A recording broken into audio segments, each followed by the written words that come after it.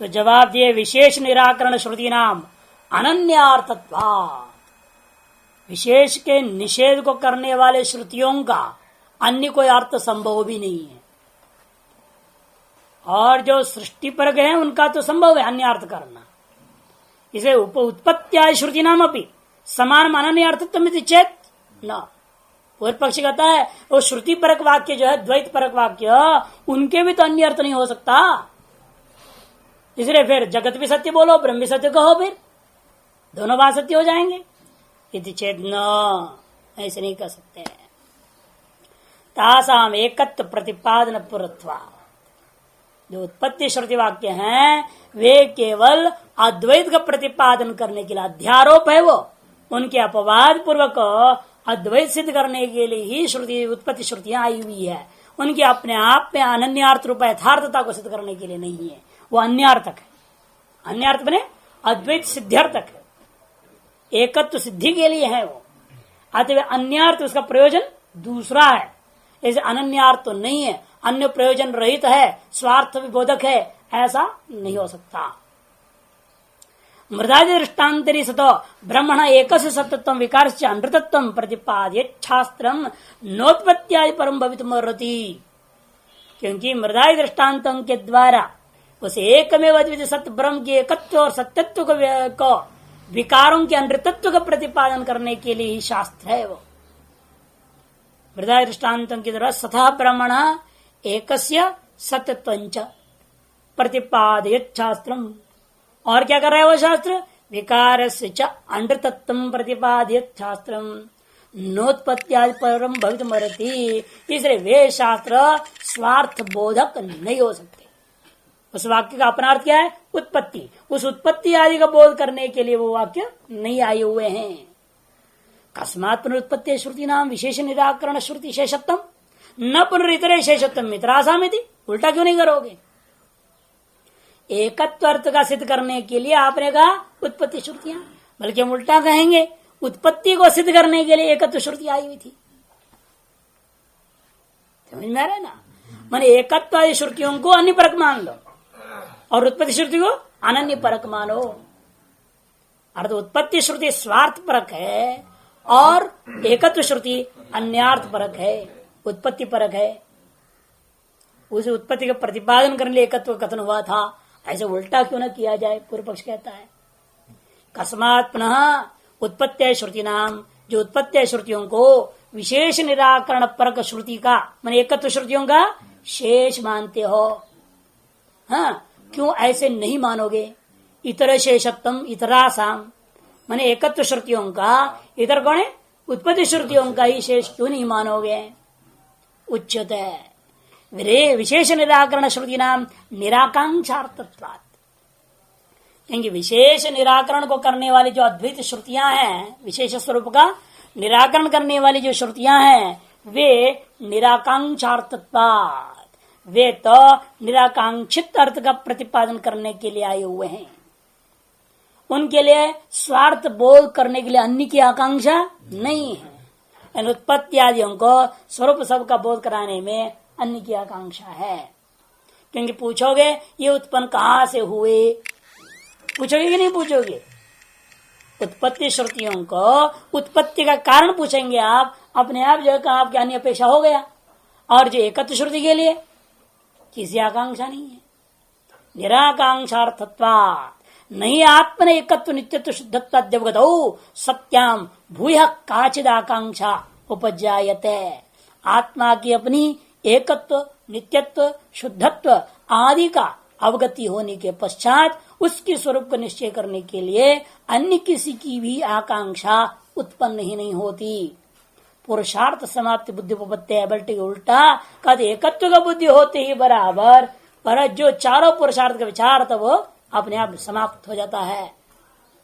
तत्र को मोह कह शोक एकत्वम अनुपश्यत अभयम वै जनक प्राप्तोसी विद्वान्न विभेति कुतश्चन एतम हवावन तपति किम हम साधु अकरवम किम हम ना करवम इति किम हम पापम अकरवम इत्यादि श्रुतिभ्यः इत्यादि अनेक श्रुतियां हैं।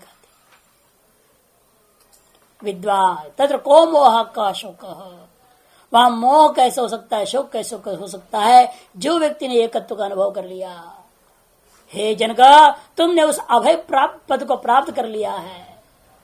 विद्वान कभी किसी से भयभीत नहीं होता, उसको भय प्राप्त नहीं होता। द्वितीयाद्वैभवम, अद्वितीय है ही नहीं, अतः उसको भय प्राप्त नहीं होता।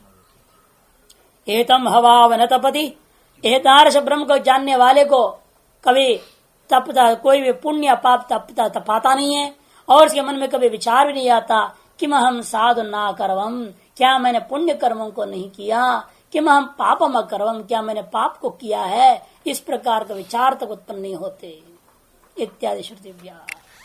तथैव च विदुषाम तुष्टि अनुभवादि दर्शनाद, इसी प्रकार से विद्वानों के अंदर तुष्टि आदि अनुभव भी देखने को मिलता है।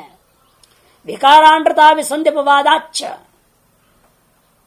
इसका मतलब क्या है, ये तो ये भी बात कर, विदुषाम तुष्टि अनुभव आदि दर्शनात्, ये देखने को मिलता है। जो अप्रोक्षानुभूति कर लिया उसको परम संतोष की प्राप्ति हो जाती है।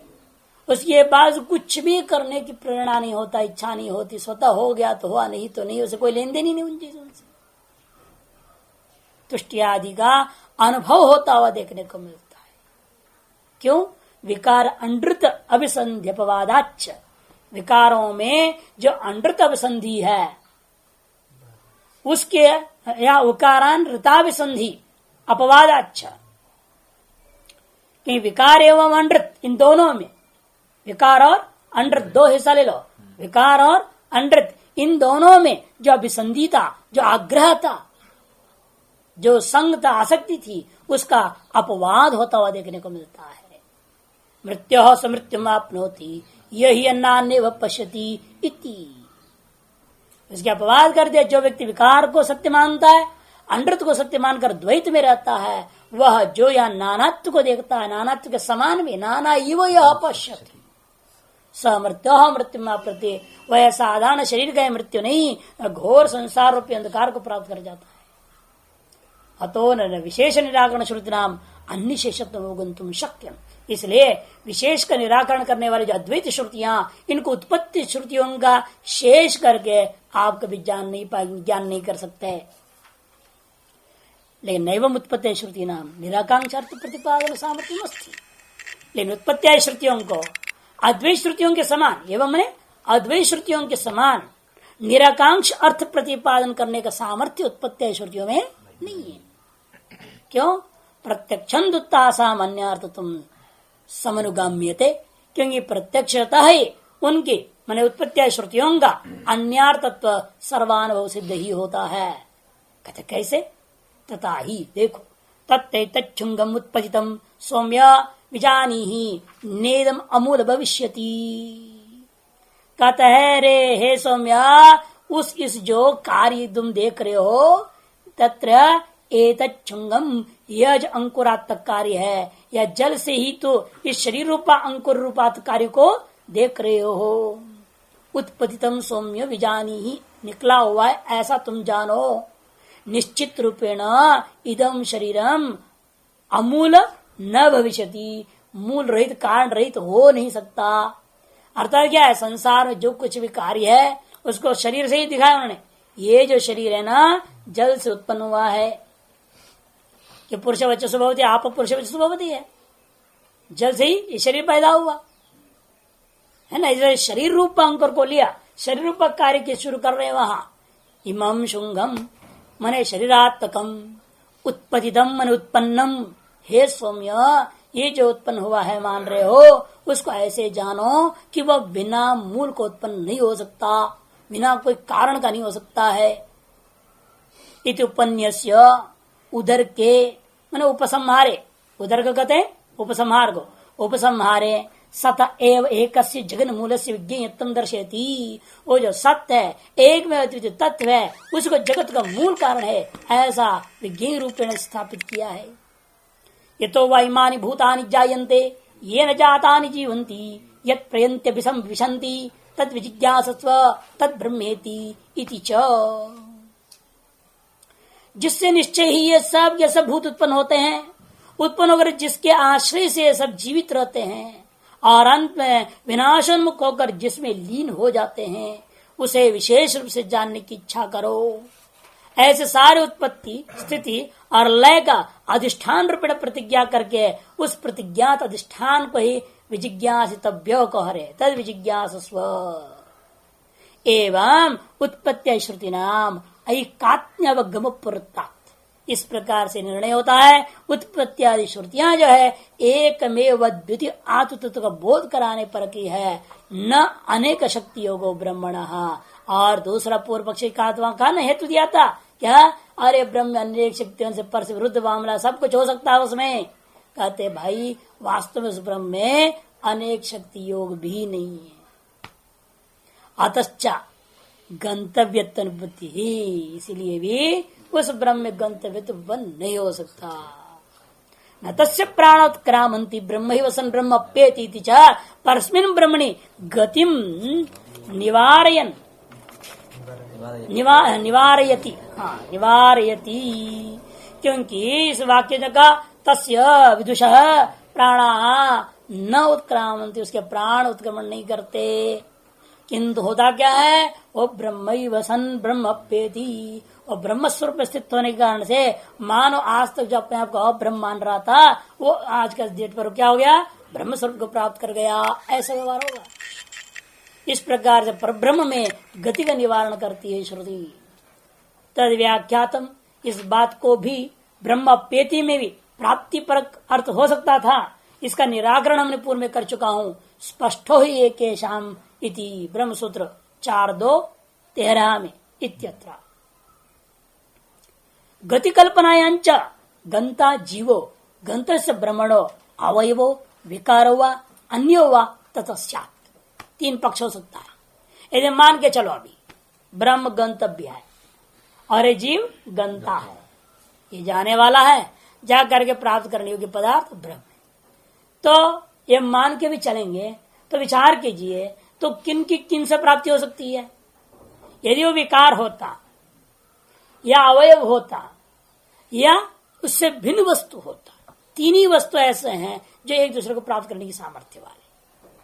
स्विकार जो होता है वो स्व को प्राप्त कर सकता है, स्वावयव भी स्व को प्राप्त कर सकता है, स्व भिन्न भी अन्य को प्राप्त कर सकता है। 3 ही प्रक्रिया है और ये तीनों संभव नहीं है सिद्ध करना है, इसीलिए ब्रह्म गंतव्य नहीं। यदि पूर्व पक्षी के अंदर मान के भी चले तो किस आधार पर मानो कि गंतव्य गंतव्य भेद 3 में से हो सकता है, जहां अवयव अवयवी भेद है या विकार्य विकार्य भाव भेद है या अन्यत्व का रूपा भेद है, वहीं पर गंत्र गंतव्य भेद व्यवस्था बन सकता है। और अब सिद्ध करें इन तीनों में से एक भी यहां संभव नहीं है। अतएव जीव न गंता है न ब्रह्म गंतव्य है। गति कल्पनायांच गंता जीवो गंतस्य ब्रह्मणो अवयव विकारो वा अन्यो वा ततस्यात्। पूछ रहा हूं कि बताओ उस गंतव्य ब्रह्म से ये जो गमन करने वाला गंता जीव है वह उस ब्रह्म का अवयव है या उस ब्रह्म का विकार है या उस ब्रह्म से अत्यंत भिन्न कोई तत्व है। अत्यंत तादात्म्य गमना अनुपपत्ति है। और जो कोई तादात्म्य पक्ष लेंगे कहते उसमें तो गमन संभव ही नहीं है, इसे तादात्म्य पक्ष तो हो नहीं सकता, भेद पक्ष लेना पड़ेगा। अत्यंत तादात्म्य में तो गमन हो नहीं सकता। यदि एवं तथा किं स्यात्, यदि ऐसा है फिर क्या निष्कर्ष लेना चाहते हो तो उच्यते है। यदि एक देश तेन एक देशिनो नित्य प्राप्तत्वात् न पुनः ब्रह्म गमन मुक्त देता है। यदि वो ब्रह्म का एक देश है, अवयव अवयव माने एक देश, जैसे आपका पूरा शरीराभिमान है, आपके हाथ क्या है, उसका एक देश है, एक अवयव है। ब्रह्म और जीव में अवयव अवयवी भाव यदि मानोगे तो भी प्राप्य प्रापकत्व नहीं रहेगा। आपके हाथ आपके शरीर को प्राप्त कर लिया ऐसा नहीं कहा जा सकता है। आपके अपने हाथ अपने शरीर को पकड़ेगा क्या? इसलिए कहते देखो कि एक देश यदि है तो यदि एक देश तेना एक देश नित्य प्राप्तत्वात्, तो उस एक देश अवयव के द्वारा अवयव क्या है, नित्य प्राप्त ही होता है, क्योंकि अवयव में ही अवयवी है, अवयव अवयवी का नित्य संबंध है। अतएव उन तार्किकों के हिसाब से विचार करके देखते हैं अवयवों को अपना अवयवी नित्य ही प्राप्त है। इसलिए न पुनः ब्रह्म गमन उपलब्ध है। इसलिए अवयव अवयवी भाव एक देशी भाव के आधार पर विचार करते हैं तो जीव की तरफ ब्रह्म गंतव्य नहीं रहा। कहते चलो भाई जाने दो, तो विकार भाव मान लो, तो वो भी नहीं होगा ना। एक देशित्व कल्पना च ब्रह्मणि अनुपन्ना निरवयवत्व प्रसिद्ध है। उसे हेतु दे रहे हैं, वास्तव में एक देश और एक देशित्व जीव ब्रह्म में कल्पना आप नहीं कर सकते। क्यों? वह ब्रह्म निरवयवत्व प्रसिद्ध है, निष्कलम निष्क्रियम बोला है। विकार पक्षे पे तत्तुल्यम, विकार पक्ष में भी यह बात संभव नहीं, प्रापक भाव। क्यों?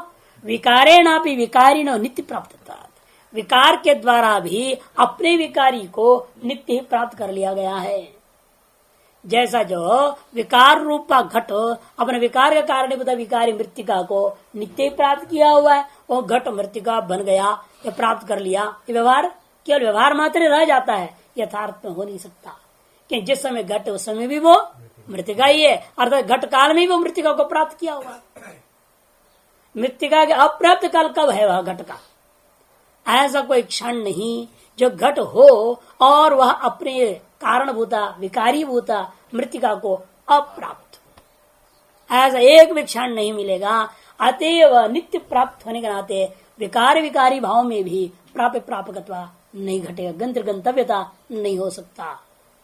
विकारेणा भी विकारणो नित्य प्राप्तत्वात् नहीं घटो मृदात्मता प्रत्यज्य अवतिष्ठते। क्योंकि घट है अपने मृतिका का स्वरूप को त्याग करके कभी रहता ही नहीं। परित्याग वाह, और परित्याग कर ही दिया है अपने मृत्यु के स्वरूप को, फिर तो घट ही नहीं है कहना पड़ेगा आपको, अभाव प्राप्त है। अतएव विकार अवयव पक्षयोश्च तद्वधा स्थिरत्वात् ब्रह्मण संसार गमनमपि अनवक्लृप्तम।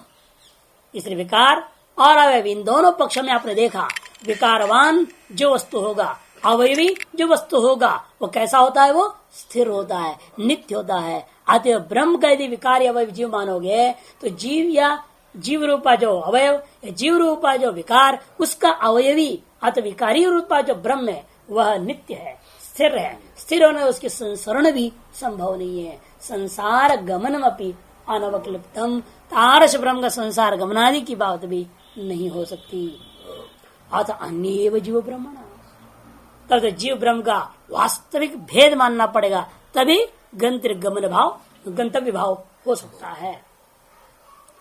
अतः अन्य जीवो ब्रह्मण, और सो वो जो अन्य है जीव, ब्रह्म से भिन्न जो जीव है कैसा है? वो अणुर्व्यापी मध्यम परिमाणो वा भवितुमर्हति। वो या तो कुछ लोगों के हिसाब से अणु परिमाण मानो, कुछ लोगों के व्यापक मान लो नैयायिक आदि के समान, या किसी जैन आदि के समान मध्यम परिमाण मानो। परिमाण कुछ भी हो, लेकिन वो ब्रह्म से भिन्न है तो मानना पड़ेगा, तभी गंतव्य भाव हो सकता है। अणुत्व उसे भी विचार करेंगे। हाँ, व्यापित्व गमन अनुपपत्ति, मध्य परिमाणत्व अनित्य प्रसंग से। यदि आप व्यापी मानोगे तब भी गमन संभव नहीं। वो व्यापक परिमाण विभू परिमाण वाला जीवात्मा मानोगे फिर उसका गमन नहीं हो सकता। विभू का जो क्रिया नहीं होती, विभू में कोई क्रिया नहीं हो सकती है। विभू माने सर्वव्यापक, जो सर्वव्यापक है वो जाएगा कहाँ? यदि जाने वाले फिर सर्वव्यापक कैसे हो? विरुद्ध बात होगी वहां। इसलिए व्यापी कहने के बाद गमन नहीं रहा गया। कहा मध्यम परिमाण, मध्यम परिमाण तो नित्यत्व पक्ष में, फिर जीव भी अनित्य हो जाएगा। फिर अमरत्व कौन प्राप्त करेगा? नित्यता को कौन प्राप्त करेगा? जिससे अनित्य होगा। इसीलिए वो भी पक्ष ठीक नहीं। रही अणुत्व, अणुत्व कृष्ण शरीर वेदना अनुपत्ति से। यदि अणु मानोगे, वो अणु आत्मा कहाँ रहेगा शरीर में? एक देश कहीं किनारे में बैठा होगा तो इधर पैर में जो चोट लग गया वो कैसे तुरंत पता लग गया? वो जो एक जगह बैठा हुआ है किनारे में, उसे तो पता नहीं, वो यहाँ आएगा ना, वो आने के बाद उसको समझ में आनी चाहिए। वो अणु घूमेगा, वो पूरा शरीर में इधर उधर जाएगा। जब जहां जाएगा वहां का जानकारी के लिए उसको तो वहां जाना पड़ जाएगा। जब तक नहीं जाएगा तो दर्द नहीं होना चाहिए। गोली लगी आपको मालूम ही नहीं होना चाहिए। जब आत्मा वहां पहुंचेगा ना जहां गोली लगी है, तब तो आपको मालूम होगा कि गोली लगी है। इससे पहले से कैसे मालूम हो गया? पूरे शरीर में व्याप्त मानना ही पड़ेगा कम से कम। तभी हवा में गोली लगी तब खुश होते हैं क्यों? हवा में आपकी आत्मा नहीं है। तो हवा में गोली लग जाए तो भी आदमी मर जाए। इसलिए शरीर व्यापी आत्मा तो आपको मानना ही पड़ेगा, अणु परिमाण से तो बनेगा नहीं। इसलिए वो दूसरे ढंग से मानना पड़ जाए। इसलिए कहते देखो अणुत्व पक्ष में क्या होता है, कृत शरीर वेदना की अनुपत्ति हो जाएगी। प्रतिषिद्धे च अणुत्व मध्यम परिमाणत्वे विस्तरेण पुरस्ताद, और इसके बारे में बहुत पहले विस्तार पर विचार करके हमने खंडन कर चुका हो। अणु परिमाण नहीं हो सकता, मध्यम परिमाण में नहीं हो सकता, विभु परिमाण ही सही है, क्योंकि जीव ब्रह्म से अभिन्न। फिर परिचिन्नता का अनुभव कैसे शरीर मात्र में ऐसा होना, कहते वो औपाधिक है। इस तरह से हमने पूर्व में ही निर्णय दे चुका हूं, 2 बार विस्तार पर उसको यहाँ उठाने की जरूरत नहीं है।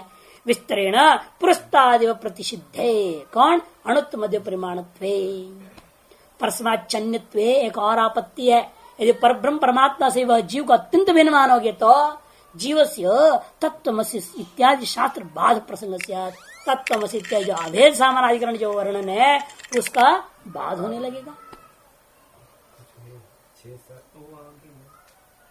क्या वो तो अनेकों पर्यायों में आया, कोई भी नंबर डाल दो। 9 बार आया है तत्त्वमसि, परेशान क्यों ढूंढ रहे हैं? डाल दो 4, 5, 6 कुछ डाल देना, उधर कोई भी डाल दो, सब में है ही है, हर जगह है। इसलिए बीच में छोड़ ही दिया, उसने आपके लिए छोड़ दिया, मर्जी जहां का ले लो, आप जहां का चाहे वहां का ले लो। इत्यादि शास्त्रवाद प्रसंग विकार अवय पक्षयोरपि समान वयम दोष। इसलिए विकार और अवय पक्षों में भी यह दोष तो बराबर रहता ही है। माने अभेद श्रुतियों का बाद की प्रसक्ति दोष तो विकार अवय पक्ष में भी रहेगा। विकार अवय तत्वतो अनन्यत्वाद अदोषित चेत, पूर्व पक्ष कहता है विकार और विकारी, अवयव और अवयवी उनकी अनन्यत्व है, अभेद है, इससे कोई दोष नहीं।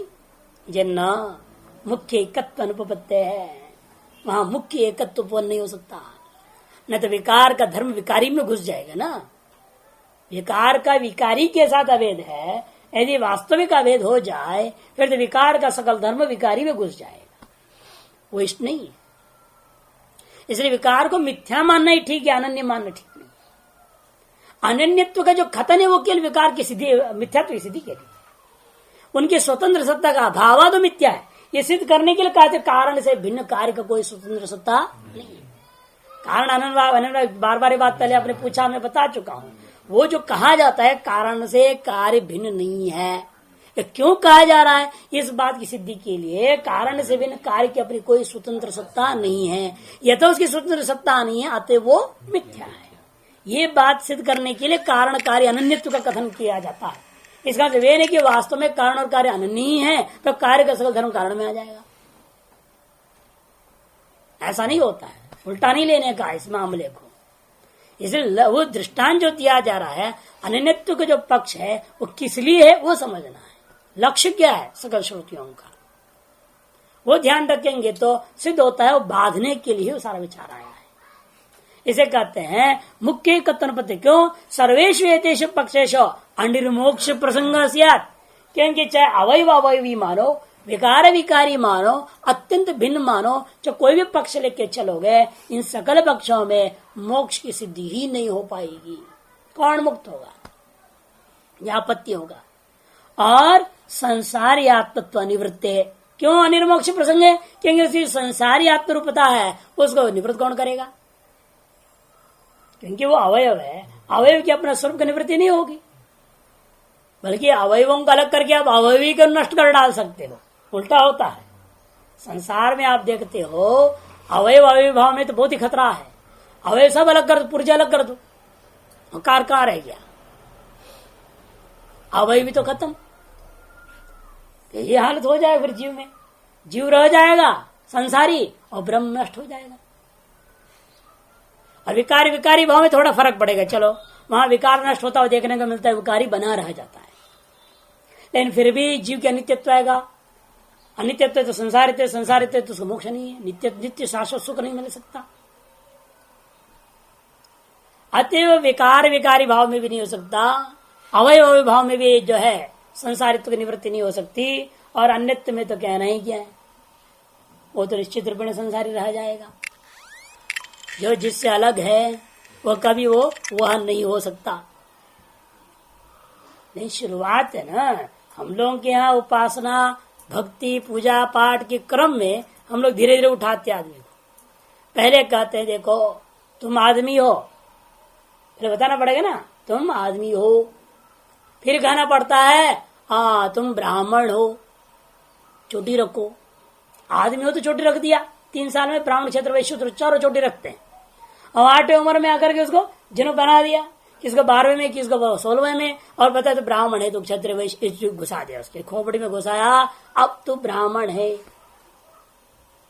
और फिर कहा इसे तरफ ये करना वो करना वो करना, सब विधि नियम लागू कर। पहले मानना कि तुम ब्राह्मण हो, तुम मनुष्य हो, इसलिए तुमसे भिन्न कोई ईश्वर है, और वो ईश्वर ऊपर सबसे ऊपर वैकुंठ लोक में बैठा हुआ है, उसकी तुम पूजा करो, उसका भजन करो। पहले ये कहना पड़ता है। शुरुआत तो यही है, सबसे पहला सीढ़ी यही होता है कि तुम अलग है, तुमसे ईश्वर अलग है, और ईश्वर 7 आसमान के ऊपर बैठा हुआ है। कोई उसका नाम गोलोक, कोई साकेत लोक, कोई स्वर्ग लोक, कोई विष्णु लोक, कोई शिव लोक, कोई कुछ लोग बोलते हैं। किसी न किसी में है, वो दूर है तुमसे, वहां बैठे बैठे देखता है, लेकिन तुम्हारा सब कर्म खतरा है, वो दंड देगा, वो डरा देते हैं, और इस तरह से ईश्वर और जीव भेद सिद्ध करते हैं। फिर कहते हैं यदि हम छिप छिप के कुछ कर देंगे तो क्या होगा?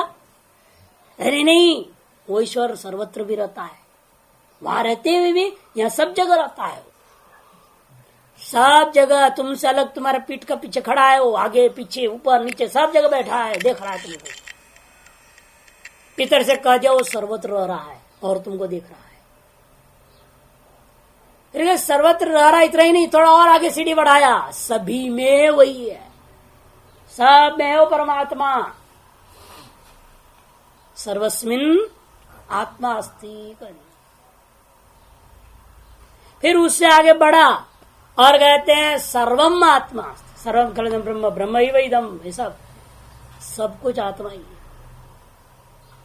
अतएव ये सब तुझ में ही है, आत्मनि सर्वम अस्ति। सब और आगे उठा, तेरे से अलग कुछ भी नहीं, तेरे में ही सब कुछ है,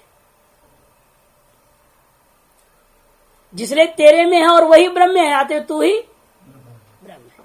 लास्ट पॉइंट, ये अलग अलग सीढ़ियां है ना। व्यक्ति का अपना अहंकार को मिटाने के लिए धीरे धीरे धीरे ये उठाया गया उपासना, इससे का अभ्यास करते जाओ ताकि अंत में समझ में आएगा मैं वही हूं। तीसरे यहां पर समझा रहे, देखो उसकी निवृत्त हुआ स्वरूप नाश प्रसंग आशा। यदि फिर भी उस संसार की निवृत्ति हो गई मानोगे जीव की, जो ब्रह्म से अत्यंत भिन्न जीव का अपना जो संसार तो नष्ट हो गया का मतलब क्या, उसका स्वरूप ही नष्ट हो गया मानना पड़ जाएगा। ब्रह्मा तत्तनभिगमाच्च, क्योंकि ब्रह्म और आत्मा एक है, ये आपने स्वीकार किया नहीं है। और आत्मा जो है मुक्ति को पा लिया, उसकी संसारित्व निवृत्त हो गया, होकर क्या हुआ? वो संसारित्व चला गया, वो जीव क्या हुआ? ब्रह्म कैसे होगा? आप तो मानते नहीं जीव ब्रह्म होता है।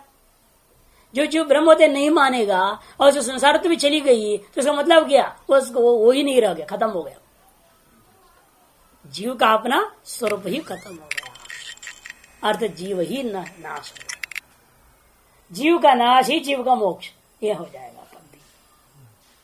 तेरी इष्ट नहीं है ना, इसलिए कहते हैं ये आपत्ति दे रहे, ब्रह्मात्मत्व अनभिगमात क्या हो जाएगा? स्वरूप नाश प्रसंग ये तो कैश्चित जल्प्यते। अब वो मत हो गया जो लोग उन सूत्रों को पूर्व सूत्र माना और आगे के सूत्रों को सिद्धांत मानने वालों को जवाब दे दिया। अब दूसरों की बात आता है, भाई कर्म से मोक्ष होता है, उनको ले रहे हैं। कोई जरूरत नहीं ज्ञान व्यान की, तो कहा जीव ब्रह्म ज्ञान का पीछे पड़े हैं। अब इतने ब्रह्म सूत्र पढ़ने के बाद फिर बाहर आए, देखो दोबारा शुरू में था और फिर आया। जो कोई फिर खड़ा हो गया कहता है इतना जो पापड़ बेलना पड़ा, इससे अच्छा था सीधे हम कर्म करते से मोक्ष मिल जाता। अरे कौन से कर्म करने से मोक्ष मिलता है? तो कैश्चित तो जल्प्यते है। कुछ लोगों के द्वारा यह बात कही जाती है, क्या? नित्य नैमित्तिक कर्माणि अनुष्ठीयन्ते प्रत्यवाय अनुत्पत्तये और काम्यानि च प्रतिषिद्धानि च परिह्रियन्ते स्वर्ग नरक अनवाप्त सांप्रत देहोपभोग्यानि च कर्माणि उपभोगेनैव क्षिप्यन्ते इत्यतो वर्तमान देह पातदितो ऊर्ध्वं देहांतर प्रतिसंधान कारण अभावात् स्वरूप अवस्थान लक्षणं कैवल्यं विना भी ब्रह्मात्म तयैवं वृत्तस्य सिद्ध्यति तद सत्प्रमाणाभावात्। कहते कि देखो एवं वृत्तस्य ब्रह्मात्मतया विना भी, ब्रह्मात्मता का ज्ञान के बिना भी जो है वह मोक्ष को प्राप्त कर सकता है। जीव ब्रह्म ऐक्यत्व के ज्ञान के बिना भी मोक्ष हो सकता है। कैसे करेगा वो मोक्ष? कहते वो पहला काम उसने निर्णय लिया, मैं नित्य निमित्त कर्मों को निरंतर करूंगा। इससे क्या होगा? मेरे को कोई नया प्रत्यवाय नहीं लगेगा, कोई प्रत्यवाय नहीं लगेगा। और न स्वर्ग के फल वाला न नरक के फल वाला। स्वर्ग को फल देने वाला कौन है? काम्य कर्म। नरकादि फल देने वाला कौन है? प्रतिषिद्ध कर्म। उनको मैं नहीं करूंगा, ऐसा निर्णय ले लिया। काम्यानि प्रतिषिधांत प्रह्रियन्ते। क्यों? स्वर्ग नरक अनवाप्ते। क्यों? मैं स्वर्ग को भी नहीं चाहता, नरक को भी नहीं चाहता।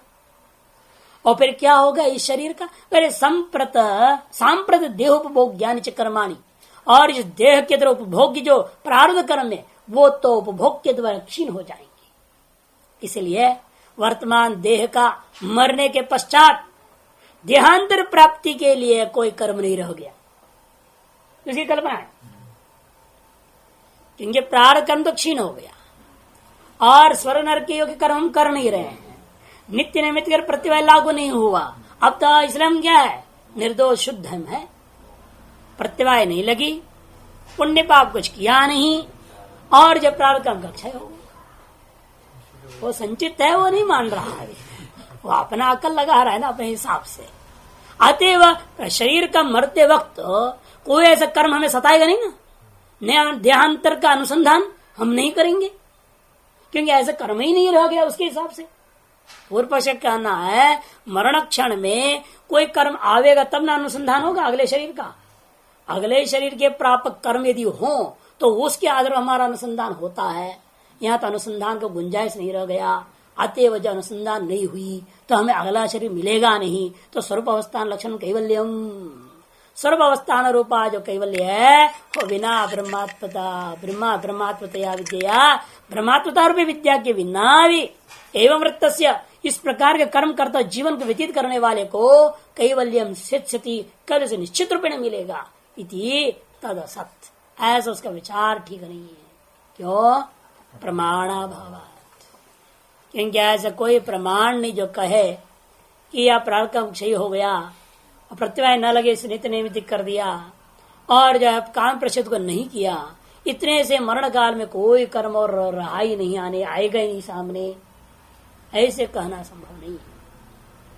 नहीं है तो शास्त्र केनचित प्रतिपादित मोक्षार्थी इत्थम समाचरे दीति।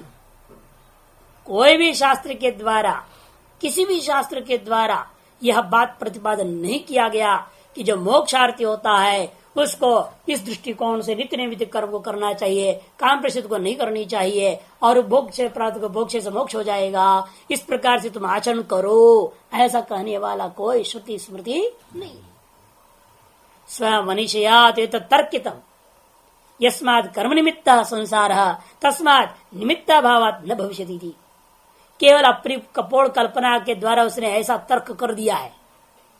स्व मनीषया तू एक तर्कितम, वह अपनी बुद्धि के बल पर इस तर्क को उपस्थापित कर लिया है। उस ऐसे तर्क को उपस्थापित करने पीछे हेतु क्या है? हेतु यह है वो मान लिया है कर्म निमित्तक ही संसार है, वह अज्ञान निमित्तक संसार नहीं मानता, वो मान रहा है कर्म निमित्तक संसार, कर्म निमित्तक संसार है। और कर्म ही नहीं रह गया, निमित्ताभावात् तस्मात् निमित्ताभावात् न भविष्यति संसार, पुनर्जन्म नहीं होगा, ये उसकी मानना है। लेकिन न चैत तर्क तुम अपनी शक्य थे, एतास तर्क को भी आप सिद्ध कर बता नहीं सकेंगे। क्यों? निमित्ताभाव से दुर्ज्ञानता, निमित्त रूपा जो कर्म है उसका अत्यंत अभाव हो जाएगा, इसको आप किसी भी प्रकार से जान ही नहीं सकते।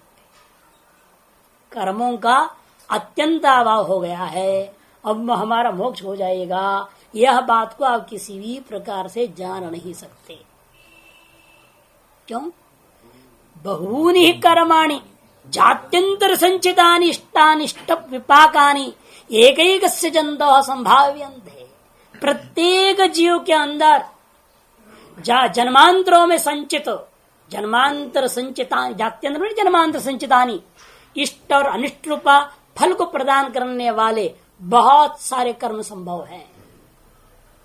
तेषां विरुद्ध फलानां युगपद् उपभोग संभवात्, क्योंकि वो सब परस्पर विरुद्ध फल वाले, उनका युगपत भोग करके नाश करना भी संभव नहीं है। ये कोई चीटी शरीर देने वाला कर्म है, कोई हाथी शरीर देने वाला कर्म है, कोई औरत का शरीर को देने वाला कर्म है, कोई जो आदमी को पुरुष का शरीर देने वाला कर्म है, कोई बांझ औरत की शरीर देने वाला है, कोई जो है सधवा शरीर को प्रदान करने वाला है, कोई विधवा शरीर को प्रदान करने वाला है। सारे कर्म इकट्ठा कैसे भोग हो जाएगा? असंभव है। अरे औरत है तो बांझ होती है, ये तो सांझ होगी ना उसको कभी ना कभी, तो कुछ न कुछ तो होगी, हरी होगी वो, या तो बांझ होगी, दोनों एक साथ कैसे हो जाएगा? इस तरह से परस्पर विरुद्ध फल देने वाले कर्मों को एक साथ भोग करके क्षय हो गए मानना असंभव है। तेषां विरुद्ध फलानां युगपद् उपभोग असंभवात् कानिचित् लब्धवसराणि इदं जन्म निर्मिमते, क्योंकि उनमें से कुछ ऐसे हैं जो लब्ध अवसर वाले होकर के इस वर्तमान शरीर को पैदा कर चुके हैं। बाकी अन्य शरीरों को देने के लिए अभी रिजर्व कोटे में बैठे हुए हैं, वो वेटिंग लिस्ट में है, वो सब वेटिंग लिस्ट में रहते हैं। फिर कभी न कभी टीटी को घुस देकर वो सामने आ जाएंगे ना। जैसे आप लोग जो है वेटिंग लिस्ट में आ जाए तो क्या करते हैं, फिर भी चले जाएंगे स्टेशन, ट्रेन में घुस ही जाएंगे और टीटी को पकड़ेंगे, उसको जग में थाम देंगे, कहेंगे भैया हमको कहीं ना कहीं लगा ही दे नंबर हमारी, और उल्टा सीधा करके कहीं ना कहीं आपका नंबर लगा देता है या नहीं? उसी प्रकार से कर्म भी है, ये ब्रह्मा जी को घुस दे ही देंगे और अपना नंबर लगवा देते हैं, हमारा जन्म पहले करवा दो, हमारा फल भोग पहले हो जाए। कहने का तात्पर्य है कि हर एक कर्म कभी न कभी फल तो देंगे ही, जिसका जब अवसर मिलेगा तब वो जरूर देंगे। कानिचित्तु देश काल निमित्त प्रतीक्षाणि आसत, और कुछ तो कर्म ऐसे हैं जो अपने अवसर प्राप्त करने के लिए प्रतीक्षा में बैठे हुए हैं, देश काल निमित्त आदि की प्रतीक्षा करता हुआ बैठे हुए रहते हैं।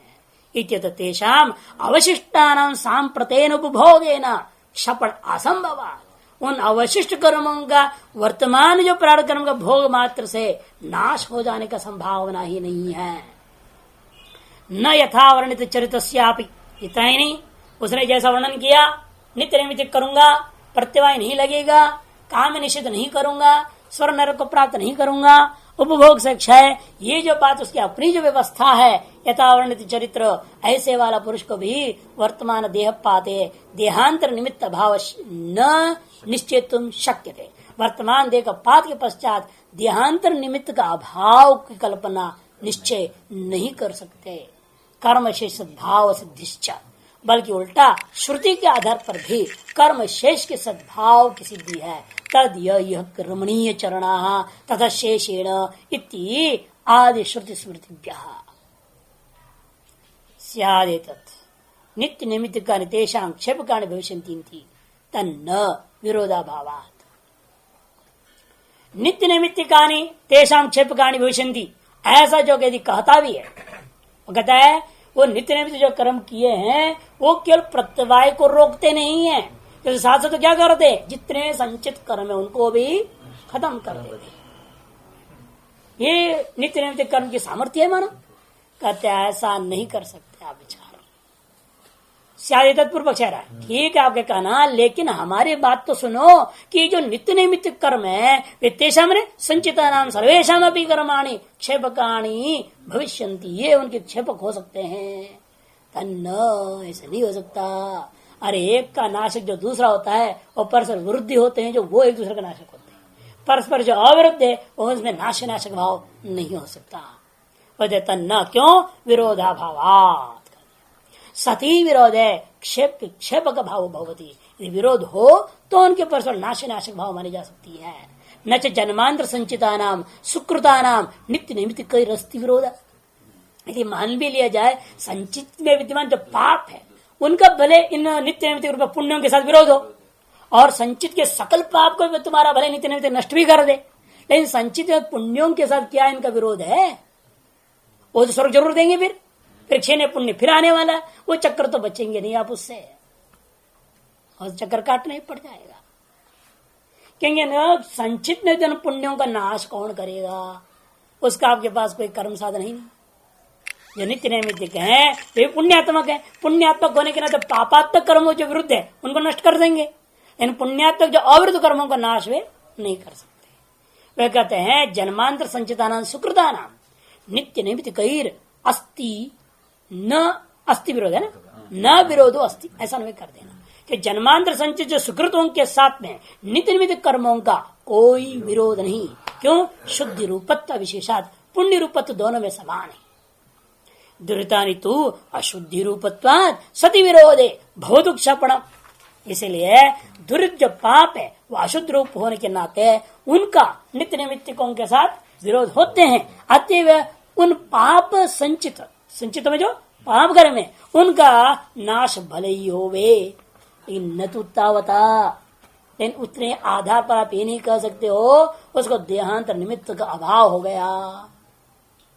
न तो तावता देहांतर निमित्ताभाव सिद्धि, इतने मात्र से देहांतर के प्राप्ति का निमित्त कारण का अभाव हो गया, ऐसा आप सिद्ध नहीं कर सकते।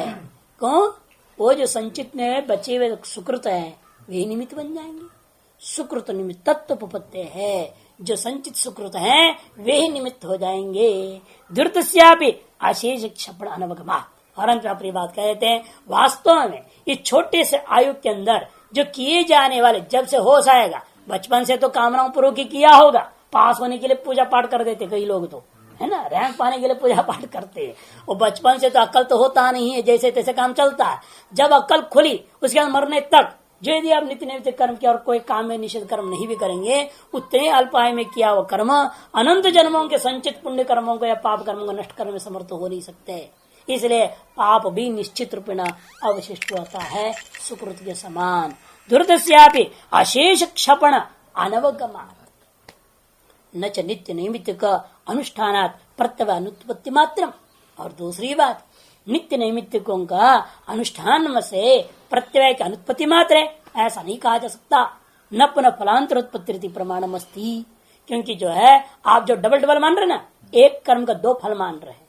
एक तरफ कहते हो नित्य नैमित्तिक अनुष्ठान से प्रत्यय की अनुत्पत्ति होती है, और दूसरी तरफ कहते हो वे क्या करेगा, सुकृत उसको नाश भी करेगा। दो काम कैसे करेगा वो? ये तो हो नहीं सकता है, ऐसा कथन करने कोई प्रमाण नहीं है। न पुनः फलांतरोत्पत्ति रीति न प्रमाणम न अस्ति कर देना। नित्य नैमित्तिक अनुष्ठानात् प्रत्यय की अनुत्पत्ति मात्र होता है, फलांतरोत्पत्ति नहीं होती है, ऐसा कहने में कोई प्रमाण नहीं है। फलांतरस्यापि अनुनिष्पादिनः संभवात्, फलांतर को भी एक के बाद अनंतर उत्पन्न करने वाले हो सकते हैं। स्मृति ही आपस्तंभ, इस आपस्तंभ श्रोत सूत्रकार ने कहा भी है, आम्र वृक्ष का दृष्टांत लिया उन्होंने। तद्यथा आम्रे फलार्थे निर्मिते छाया गंधो अनुत्पद्येते एवं धर्मं चर्यमाणम अर्था अनुत्पद्यन्ते। जैसे आम्र वृक्ष आपने डाला है फल खाने के लिए, लेकिन वो छाया भी दे देता है, जब फूल आदि लगते फल लगने के बाद सुगंध सा देता है, वो क्या है, उसके लिए आपने लगाया नहीं था, वो अवांत फल स्वतः प्राप्त हो गया। इस तरह से अनेकों कर्मों का पहले भी आपने कर्मकांड में भी दृष्ट फल और अदृष्ट फल माना, कई जगह दो अदृष्ट फल भी माना गोधनादियों में, है ना। कहीं पर एक दृष्ट फल एक अदृष्ट फल, एक ही कर्म से दो फल प्राप्त हुआ, दृष्टादृष्ट। कहीं ऐसे भी कर्म है आप मजबूरी में मानना पड़ा, आपको दोनों अदृष्ट फल मिल जाता है। इस तरह से आप मानते यथा यहाँ भी इसका भी दो फल मानने में कोई आपत्ति नहीं है, लेकिन ये नहीं हो सकता है ना, फल मान भी लूंगा कि उससे प्रतिवाय नहीं लगा और पुण्य पाप का नाश भी हुआ कुछ हद तक, लेकिन आत्यंतिक नाश क्षपण यह असंभव है प्रमाणाभाव। न च असत्य सम्यक दर्शने सर्वात्मना काम प्रचित वर्जनम जन प्राणांतराले केनचित प्रतिज्ञा तुम शक्यम। आ गया ना, सम्यक दर्शने असत्य, जीव ब्रह्मैक्यत्व ज्ञान के बिना सर्वात्मना काम प्रचित वर्जनम, सर्वरूप से काम प्रचित का रहित होकर के जन्म प्राणांतराले जन्म से मरण के बीचों बीच में, हाँ, बिना जो सम्यक दर्शन का सर्वात्मक ज्ञान के बिना ही सारे के सारे नष्ट हो जाएंगे, ऐसा प्रतिज्ञा करना भी बिल्कुल संभव नहीं है।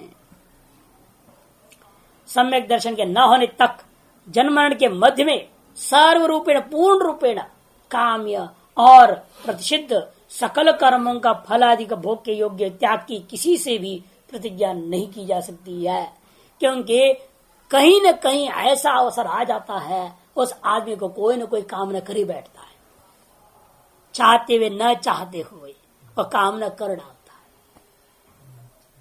और चाहते हुए न चाहते हुए से ही प्रतिष्ठित कर्म भी कर देता है। ज्ञान वशात अज्ञान जैसा भी हो जाते हैं, आप रोक नहीं सकते। यावत काल पर शरीर है ये चुपचाप तो बैठ नहीं सकता है ना, और चुपचाप बैठेगा नहीं तो करेगा क्या, कुछ न खराब तो करेगा। कि 24 घंटा ध्यान भजन तो होता नहीं है, तो बीच काल में क्या है, कहीं न कहीं कुछ न कुछ हो, भले अपने अकल से सोच रहे हैं मैं बहुत अच्छा कर रहा हूं, लेकिन वो नहीं सोचते इससे उल्टा हो रहा है, इससे हानि हो रही है, ये बात उसके अकल में आती नहीं उस समय में। इसलिए गारंटी क्या है, आपने जो कहा कि काम प्रचित कर्म हम करेंगे ही नहीं, ये निश्चय नहीं कर सकता कोई भी व्यक्ति। जब तक ब्रह्म ज्ञान नहीं होता तावत काल पर्यंत, जन्म से मरण पर्यंत का बीच काल में आप काम कर्म कभी नहीं करूंगा, प्रसिद्ध कभी नहीं, संकल्प भले कर लो लेकिन हो जाते हैं, इसे कोई रोक नहीं सकता।